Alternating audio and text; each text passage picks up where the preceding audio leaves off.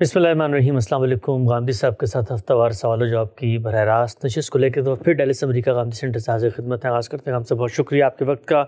मुख्तलिफ़ दीनी, फ़िक्री, इसी तरीके से तारीख़ी, इतलाक़ी मौज़ूआत, गांधी साहब की फ़िक्र पे पैदा होने वाले सवालात सबको ज़ेर बहस लाते हैं। हम सब कुछ अर्सा पहले हमने आपसे गुफ्तगू की थी फ़ौज के बयानिए पे। एक ख़ास नुक़्ता नज़र आपका है उस पूरे के पूरे नैरेटिव के बारे में जो हमारे मुल्क में पेश किया जाता है।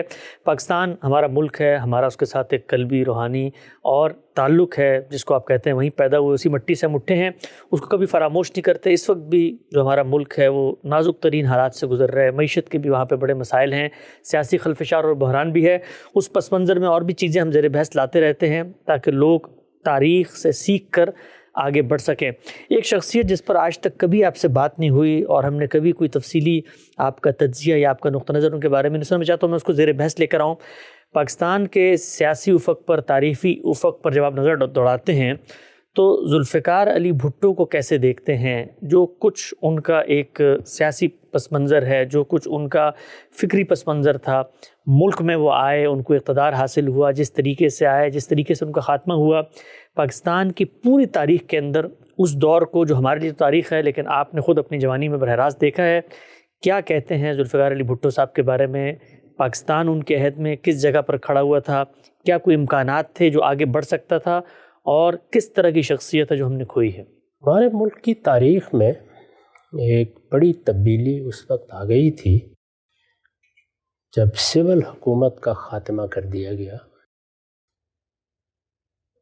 पाकिस्तान के बनने के बाद पहली ज़रूरत यही थी कि एक दस्तूरी निज़ाम कायम किया जाए। ये एक अलग बहस है कि हमारी कौम, उसके पस मंज़र, उसकी तारीख़, उसकी नफ्सियात के लिहाज से हमें किस तरह का दस्तूरी नज़म कायम करना चाहिए था, इस पे बहस हो सकती है। मेरा इसमें ज़ाविया नज़र ज़रा मुख्तलिफ भी है। ताहम वो लोग जिनके हाथ में नज़म था उन्होंने एक हुकूमत कायम की, नया मुल्क था, और फिर हुकूमत कायम करने के बाद ये जद्दोजहद शुरू की कि यहाँ एक दस्तूरी नज़म भी कायम किया जाए। यानी ये अब कोई बादशाहत नहीं है, इसमें एक कायदा दस्तूर बनेगा और कायदे और दस्तूर से जो चीज़ें तय कर ली जाएंगी उनके लिहाज से ही हुकूमत का निज़ाम चलाया जाएगा। ये हम जानते हैं कि ये मुल्क इस लिहाज से बहुत मुनफरिद था कि इसका एक हिस्सा दूसरे हिस्से से कई सौ मील के फासले पर था। इधर मगरबी पाकिस्तान था, उधर मशरक़ी पाकिस्तान था।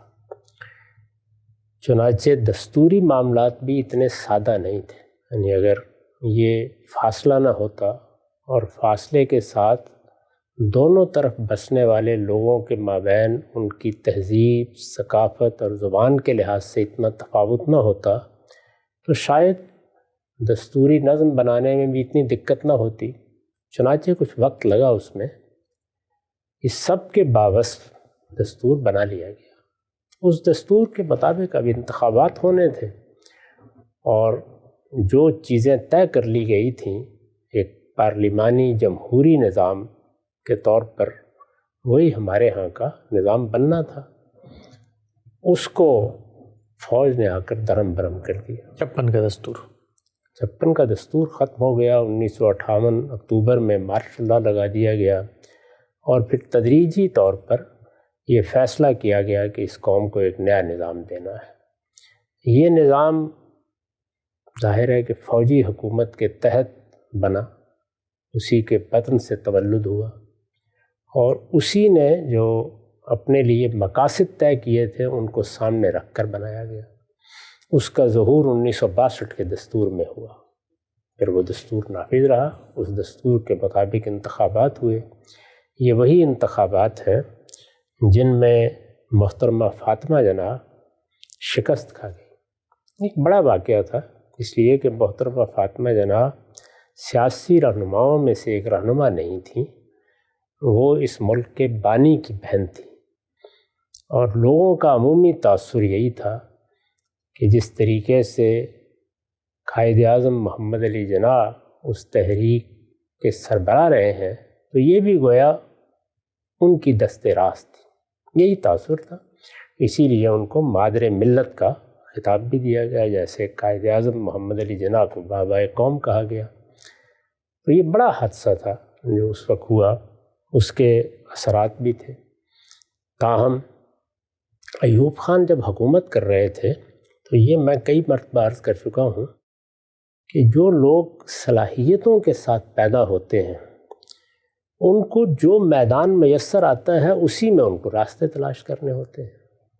اگر ایک آدمی عالم ہے، ایک آدمی سائنسدان ہے، یعنی اپنی پیدائش کے لحاظ سے اس کا فطری رجحان ہے، وہ اسی جانب آگے بڑھنا چاہتا ہے، انسان کے اندر جو اللہ نے صلاحیتیں دی ہوتی ہیں ان کو نشو و نما دینے کے لیے اور آگے بڑھ کر ان کے ظہور کے لیے بھی بڑا غیر معمولی داعیہ انسان میں ہوتا ہے۔ اور خاص طور پر جو لوگ بڑے لوگ ہوتے ہیں کسی بھی میدان کے، ایک تو یہ ہے نا کہ اللہ تعالیٰ بہت بڑی تعداد میں وہ لوگ پیدا کرتا ہے جو کسی نظم کے خدام کی حیثیت سے کام کرتے ہیں، کھیتوں میں بھی کرتے ہیں، دہقان بھی ہوتے ہیں، وہ فیکٹریوں میں بھی کرتے ہیں، وہ دوسری ہنرمندیوں کے ساتھ بھی زندگی بسر کرتے ہیں، لیکن ہر میدان میں، خواہ وہ سائنس کا میدان ہے، فلسفے کا میدان ہے، دوسرے سماجی علوم کا ہے، مذہب کا ہے، سیاست کا ہے، بڑے لوگ پیدا ہو جاتے ہیں۔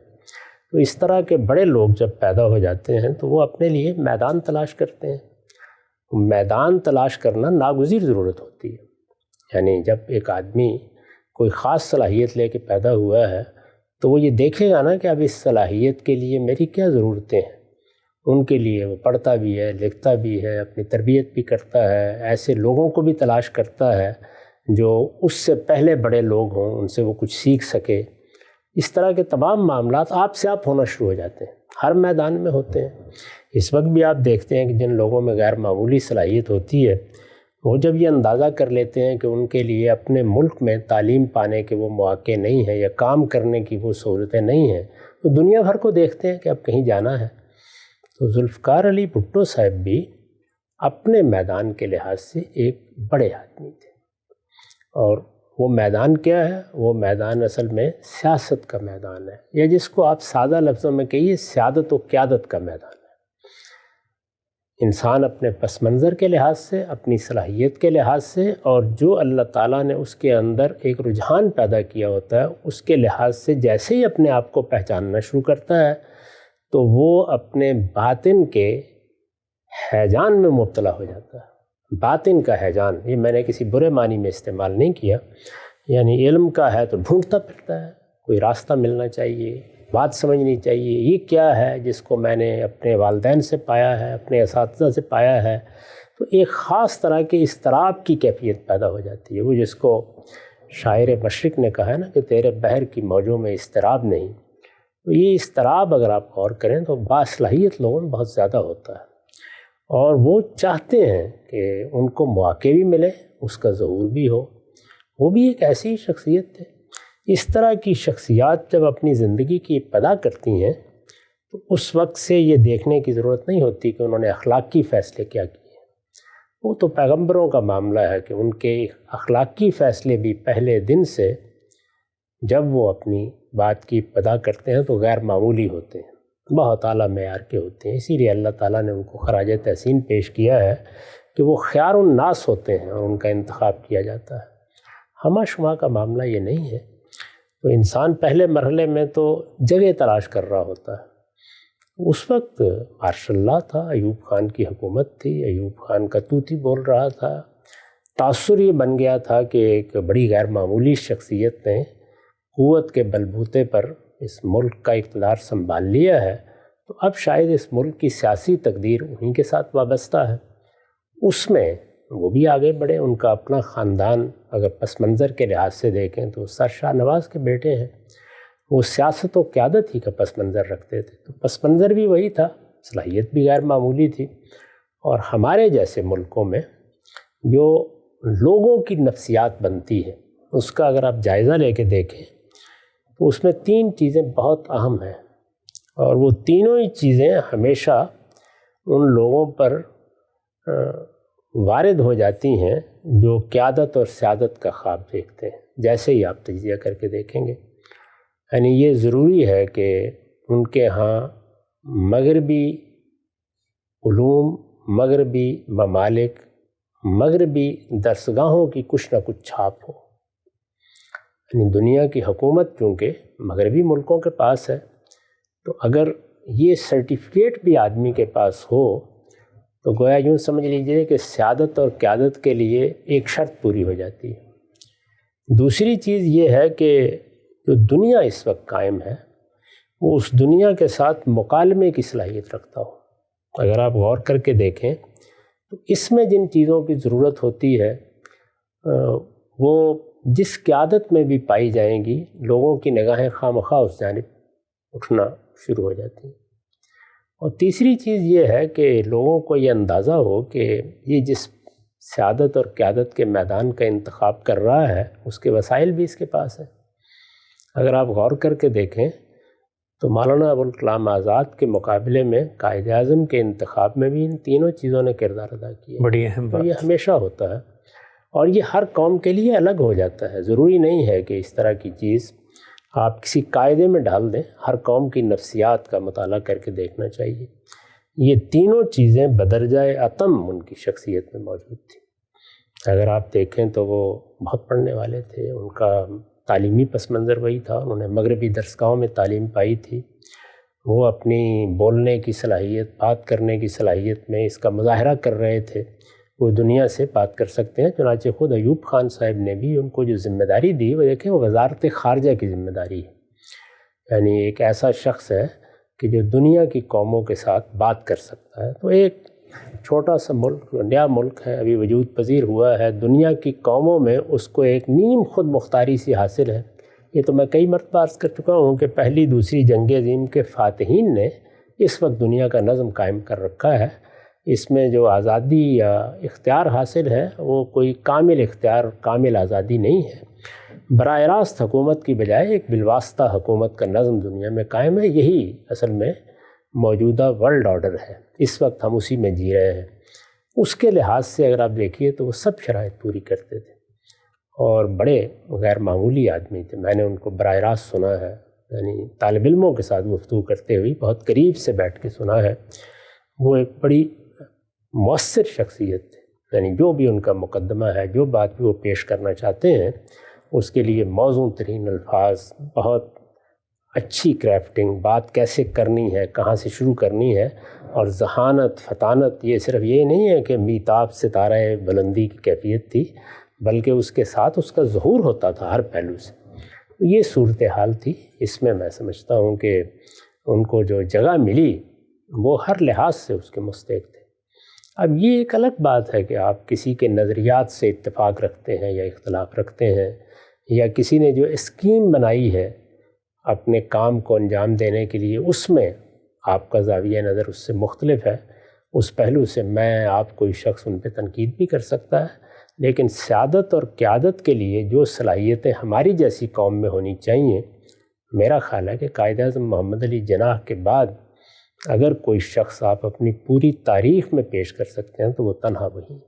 اشرف غام صاحب، جس طریقے سے آپ نے ان کا ایک تعارف کرایا ہماری اس نئی نوجوان نسل کو، چونکہ آپ خود براہ راست جوانی میں مشاہدہ بھی کر چکے ہیں اور اس دور میں ایک شخصیت کا جو ایک اورا ہوتا ہے اس کو آپ نے محسوس بھی کیا ہے، تو کیا یہ کہا جا سکتا ہے کہ قائد اعظم تو بہت جلدی رخصت ہو گئے پاکستان بنانے کے بعد، اور ان کی قیادت کے زیر اثر جو کچھ اس ملک میں تبدیلیاں رونما ہو سکتی تھیں اس کا تو امکان ہی نہیں پیدا ہوا، لیکن پاکستان کی سیاسی تاریخ میں اس کے بعد پھر قدرت نے ایک موقع دیا، ایک بڑے لیڈر کو پیدا کر کے ہم وہاں پر کچھ کر سکتے تھے. کچھ اس لیڈر کی اپنی کوتاہیاں، کچھ غلطیاں ہوں گی تدبیر کی، حکمت عملی کی، کچھ سیاسی حالات، کچھ عالمی حالات، سب کچھ ہوگا، لیکن پاکستان کو پھر سے اوپر ابھرنے کا موقع ملا ان کی قیادت کی صورت میں. مل سکتا تھا.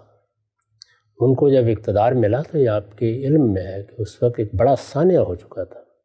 یعنی پاکستان دو حصوں میں تقسیم ہو گیا. مشرقی پاکستان الگ ہو گیا. بنگلہ دیش ایک نئے ملک کی حیثیت سے دنیا کے نقشے پر نمودار ہو چکا تھا. وہ اقتدار کیسے ملا، انتخابات کیسے ہوئے، ان سب چیزوں پر گفتگو اور بحث مباحثہ ہو سکتا ہے. اور یہ ممکن ہے کہ جو کچھ ہوا اس میں کچھ بار ان پر بھی ڈالا جائے. یہ بالکل ممکن ہے. ان کے بعض اقدامات کا تجزیہ کر کے بتایا جا سکتا ہے کہ وہ اقدامات میں یا آپ یہ رائے قائم کر سکتے ہیں کہ ملک کے دو لخت ہونے کا باعث بھی بنے. وہ اپنی جگہ ایک الگ بات ہے. لیکن جن حالات میں ان کو یہ ملک ملا وہ یہ حالات تھے۔ چنانچہ آپ کے علم میں ہے کہ انہوں نے اقتدار سنبھالا تو عام طریقے پر یہ نہیں ہوا کہ انتخابات ہوئے ہیں اور انتقال اقتدار ہو گیا ہے، انہیں بڑی مشکلات پیش آئیں، اور یہاں تک نوبت پہنچ گئی کہ پہلے ان کو مارشل ایڈمنسٹریٹر بنایا گیا۔ یعنی یہ ایک دلچسپ چیز تھی، فوج کے پاس چونکہ اقتدار تھا تو ایک فوجی ہی مارشل ایڈمنسٹریٹر کی ذمہ داریاں سنبھالے گا، عام طور پر تو یہی ہوتا ہے۔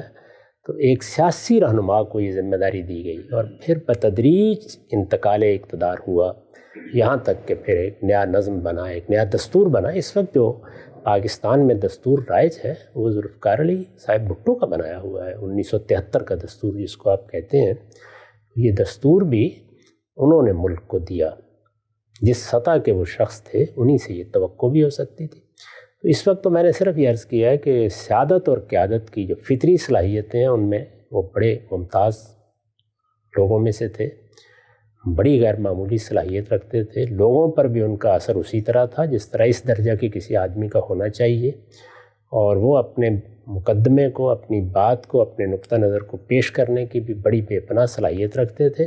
وہ ساری چیزیں ان میں جمع تھیں جو ایک غیر معمولی شخصیت میں ہوا کرتی ہیں جو اس میدان میں اترے، یعنی سیادت اور قیادت، پس منظر کے لحاظ سے بھی، وسائل کے لحاظ سے بھی۔ ہمارے جیسے ملک میں ظاہر ہے اس زمانے تک وہی لوگ آگے آ سکتے تھے کہ جو جاگیرداری کا ایک خاص پس منظر رکھتے ہوں، وہ ساری چیزیں ان کو بدرجۂ اتم میسر تھیں، یعنی پس منظر کی چیزیں بھی اور شخصیت کی چیزیں۔ نقطہ واضح ہو گیا خان صاحب۔ یہ بیان کیجیے گا، جب کوئی بڑا آدمی دنیا میں آتا ہے، رونما ہوتا ہے، وہ خود سوسائٹی، معاشرے، سماج کے اندر موجود خرد افروز طبقہ ہے، کچھ پڑھے لکھے دانشور ترقی پسند لوگ ہیں، کوئی مفکرین ہیں، فلسفی ہیں، دانا ہیں، حکیم ہیں، ان کو متاثر کرتا ہے۔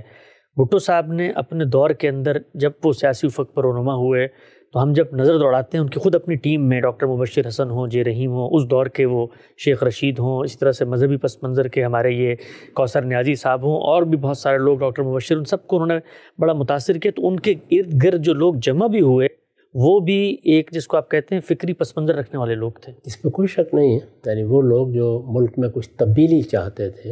ہمارے ہاں تبدیلی کی دو رویں ابتدا ہی سے شروع ہو گئی تھی۔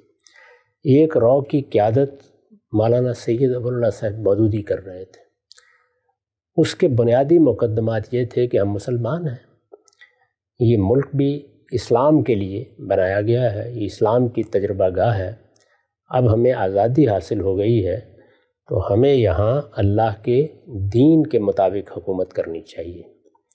وہ اس کو مسلمان قوم کی ذمہ داری بھی سمجھتے تھے، اپنی دعوت کا مقصد بھی سمجھتے تھے، اور اس میں کوئی شک نہیں ہے کہ جو انہوں نے دین کی تعبیر کی اور اس مقصد کے لیے لوگوں میں جذبہ پیدا کیا، وہ خود ہماری نہیں بلکہ مسلمانوں کی بحیثیت مجموعی تاریخ کا ایک بہت بڑا باب ہے۔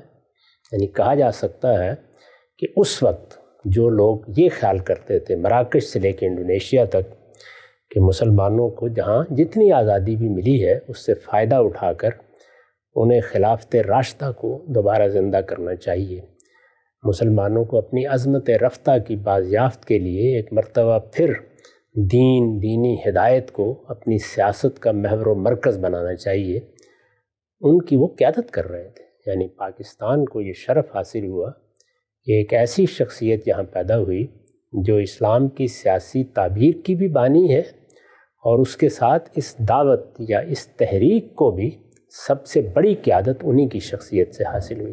تو ایک طرف تو وہ ایک رو تھی جو ظاہر ہے ذہین لوگوں کو متاثر کر رہی تھی۔ اگر آپ اس زمانے میں دیکھیں تو اس میں یہ ممکن ہی نہیں تھا کہ کوئی آدمی ذہین بھی ہو، اس کا کوئی مذہبی پس منظر بن جائے، وہ اس روایت کو سمجھتا ہو جو ہمارے ہاں اقبال نے پیدا کی، یا اس سے پہلے شبلی نے، یا اس سے پہلے اور بہت سے لوگوں نے، اس میں وہ مولانا مودودی صاحب کی دعوت سے بے نیاز ہو جائے۔ یہ ممکن نہیں تھا، تو بڑی رو تھی۔ دوسری جانب یہ تھا کہ دنیا میں ایک بڑا انقلاب آ چکا تھا، وہ انقلاب روسی انقلاب تھا۔ چین میں بھی ایک دعوت اس وقت پائے تکمیل کو پہنچ رہی تھی۔ اس پس منظر میں ایک نیا فکر تھا۔ آخر ہمارے ہاں کا ایک بہت غیر معمولی شخص فیض احمد فیض، ذرا پڑھیں، مہو سال آشنائی کس حد تک متاثر ہوا۔ بہت لوگ تھے جو اس دوسری رو سے بھی متاثر، ان کا خیال تھا کہ دنیا میں پہلی مرتبہ تاریخ کا تجزیہ کر کے وہ سائنس دریافت کر لی گئی ہے جس سے ہم غربت کے مسئلے کو حل کر سکتے ہیں۔ تو آپ دیکھیے کہ دو چیزیں ہیں جو انسان کے اندر اہتزاز پیدا کر دیتی ہیں، ایک مذہبی جذبہ اور دوسرے انسان کے حالات۔ دنیا میں دو ہی چیزیں ہیں نا، یعنی میں انسان کی حیثیت سے اپنے شکم کا مسئلہ حل کرنا چاہتا ہوں، میں اپنے لیے آسائش چاہتا ہوں، آرام چاہتا ہوں، غربت کو ختم کرنا چاہتا ہوں۔ یہ وہ چیزیں ہیں جو دنیا میں آدرش بن سکتی ہیں، یہ اتنا زیادہ انسان کے اندر تحریک پیدا کرتی ہیں۔ دوسرے یہ کہ میرے پروردگار کا حکم ہے، اس حکم کے تحت میں ایک حکومت قائم کروں گا، میں یہاں پہ خیر کو نشو و نما دوں گا۔ تو دنیاوی ضرورتوں کے لحاظ سے وہ بڑی غیر معمولی حرکت ہے جو انسان کے اندر پیدا ہوتی ہے، اور انسان کی مذہبی ضرورتیں جو اس کے اخلاقی وجود یا اخلاقی شعور سے پیدا ہوتی ہیں، اس میں مذہبی تحریک۔ تو یہ دونوں چیزیں اس وقت اپنے عروج پر تھیں۔ نعیم صدیقی صاحب ایک بڑے مفکر ہوئے ہیں ہمارے ہاں، جن کی کتاب ہے محسن انسانیت۔ انہوں نے ایک مضمون لکھا تھا جس میں یہ کہا تھا کہ اس وقت کوئی شخص اگر ہمالہ کی چوٹی پر کھڑا ہو کر دائیں اور بائیں دیکھے تو ایک طرف اس کو معاوض تنگ نظر آئیں گے اور دوسری طرف مولانا سید اللہ صاحب مودودی۔ تو یہ دونوں رویں ہمارے ہاں موجود تھیں۔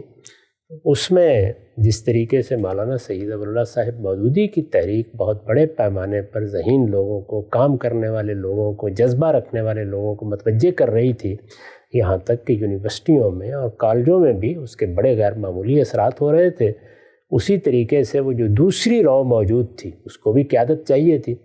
ان کے ہاں بہت سے دانشور تھے، ان کے ہاں بہت سے اچھے لکھنے والے تھے، وہ رسائل بھی نکال رہے تھے، اپنی بات بھی پیش کر رہے تھے، چھوٹی چھوٹی تنظیموں کی صورت میں اپنے وجود کا اظہار بھی کر رہے تھے، لیکن ان کے ہاں اس درجے کی کوئی شخصیت نہیں تھی۔